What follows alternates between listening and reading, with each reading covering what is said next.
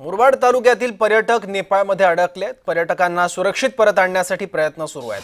कपिल पाटील यांच्या प्रयत्नातून पर्यटकांना आवश्यक ती मदत दिली जाते आहे। नेपाळमध्ये अचानक हिंसक आंदोलनामुळे मुरबाडचे अनेक पर्यटक अद्याप नेपाळमध्ये अडकले आहेत।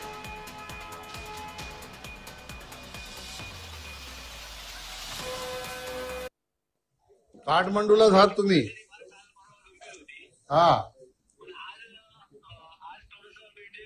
आता मिलिटरीनी कंट्रोल मध्ये घेतलंय ना, ते होईल। तुमचं व्यवस्था व्यवस्थित आहे ना? हा हा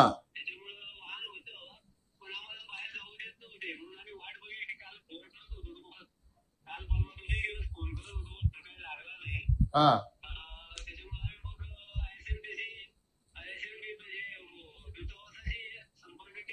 MBCC हा